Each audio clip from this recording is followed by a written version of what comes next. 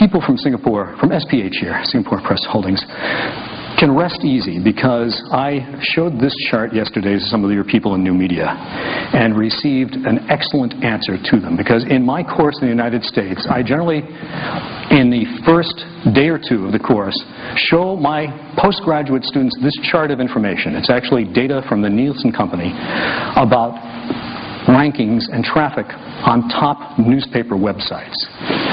Ranked here, obviously, by the traffic, the New York Times being the leading site. This is figures from actually August in 2007. And by the way, I have the current figures, but I don't currently have the rights to show them to an audience. But they haven't changed that much.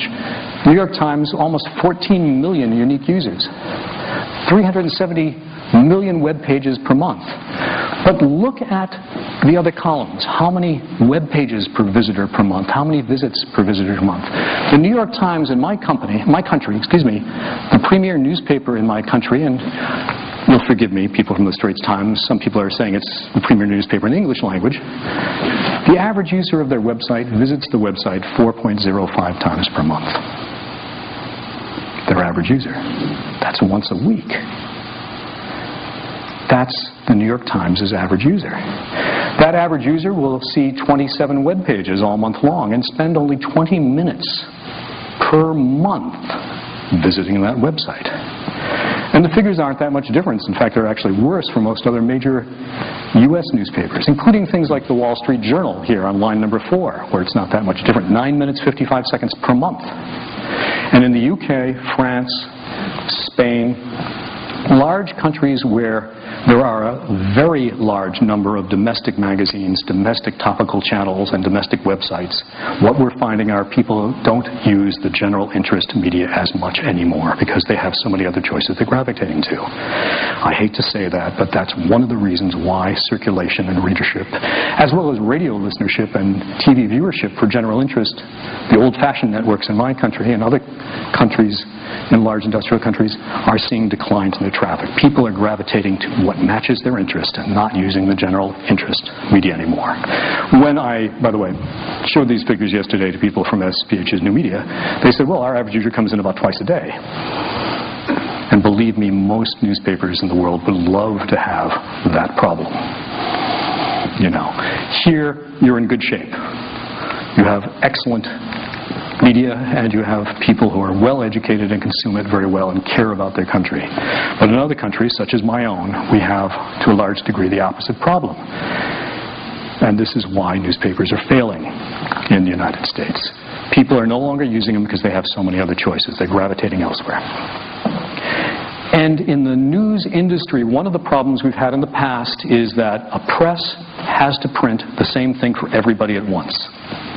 That's a technological limitation of Gutenberg's press or the Chinese press or whoever invented the press.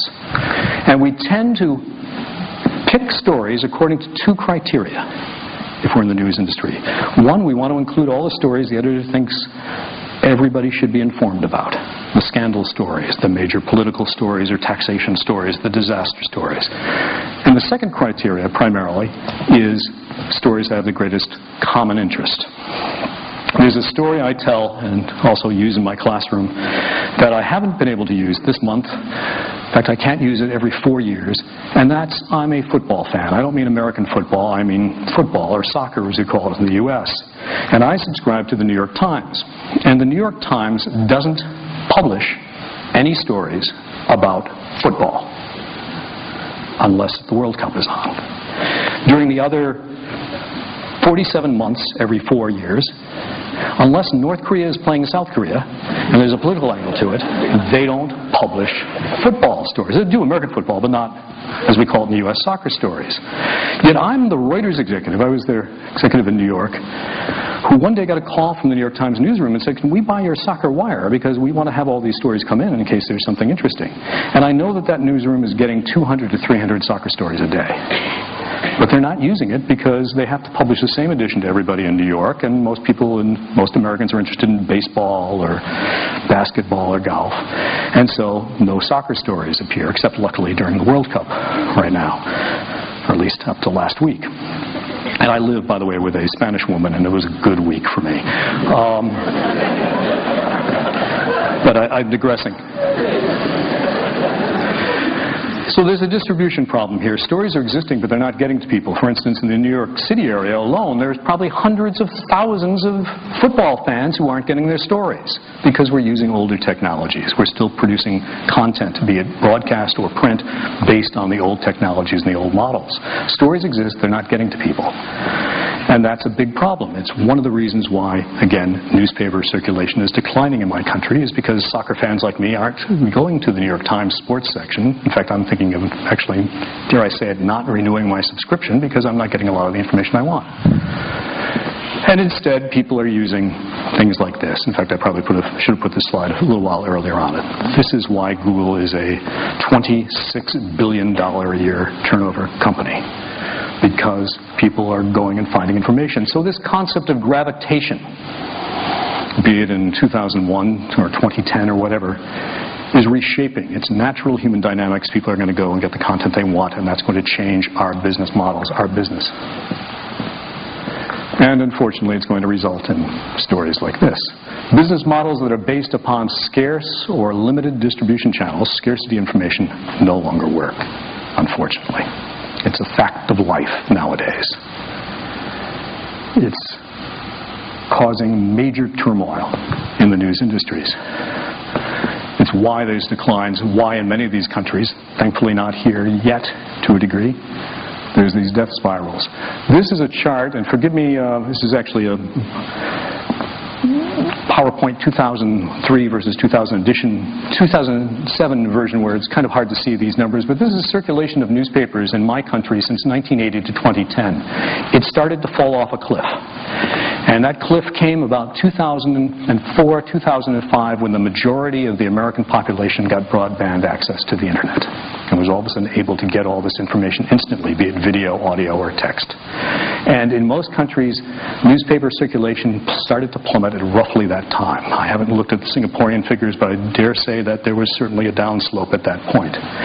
And this figure is okay. This is actually from the Newspaper Association of America, but if I correlate this decline and adjust it for the U.S. population, I actually get something like this, where it used to be that 62% of Americans read a newspaper daily. Now it's, around a third of the population. In my country, household penetration, the number of newspapers received per household has declined from 1.3 daily to about a little over half of households receiving a newspaper in the United States at the beginning of this decade, and the belief nowadays is that it's now less than 50%, a minority of people in my country read newspapers each day. What's that say for the future of my country? For an informed populace, an educated populace? Not very good things. There's a former newspaper executive and now a professor emeritus at the University of North Carolina named Philip Meyer, who looked at this math and figured out that in my country, the last newspaper subscription will be canceled in September of 2022. And he wrote this book 3 years ago, and he's recently come out with a second edition, and he's had to update the figure.